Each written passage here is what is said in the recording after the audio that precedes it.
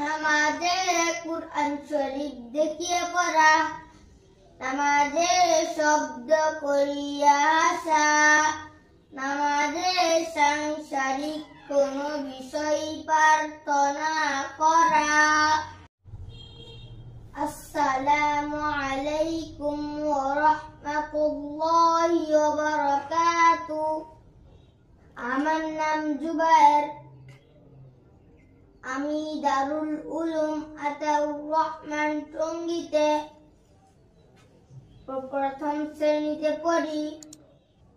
আমি আজকের ভিডিওতে নামাজ ভঙ্গের 19টি কারণ উল্লেখ করব। আপনারা দেখতে থাকুন ও শুনতে থাকুন।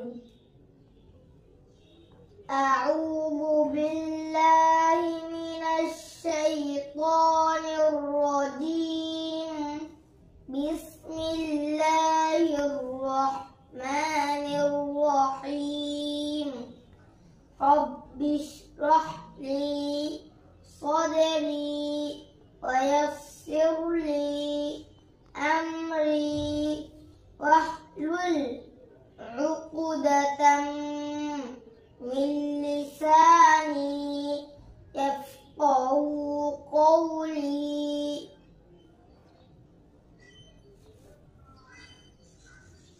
নামাজ ভঙ্গের কারণ 19টি।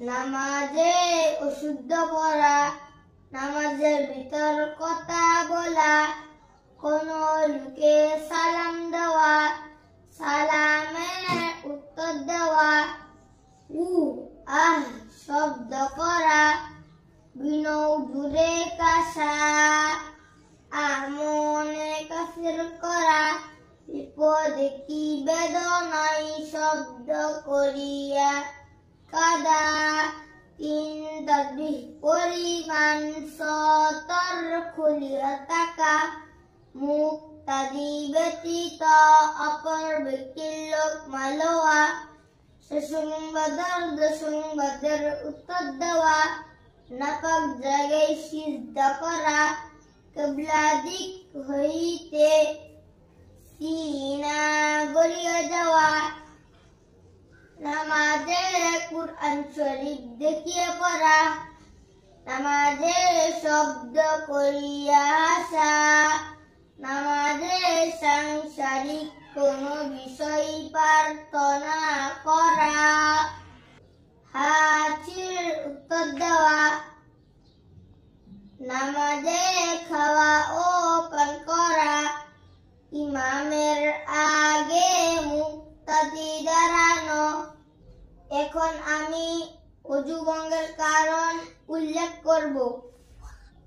ওযু ভঙ্গের কারণ 7টি। পায়খানা বা পেশাবের রাস্তা দিয়া কোনো কিছু বাহির হওয়া, মুখ বলিয়া বমি হওয়া, শরীরের কোনো জায়গা হইতে রক্ত, পুজ বা পানি বাইর হইয়া গড়ায় পড়া, থুথুর সঙ্গে রক্তের ভাগ সমান বা বেশি হওয়া, শীত বা কাত হইয়া হেলান দিয়ে ঘুম যাওয়া, পাগল মাতাল ও অচেতন হইলে, নামাজে উচ্চ সুরে আসিলে। ভিডিওটি ভালো লাগলে অবশ্যই সাবস্ক্রাইব করবেন। আসসালামু আলাইকুম ওয়া রাহমাতুল্লাহ।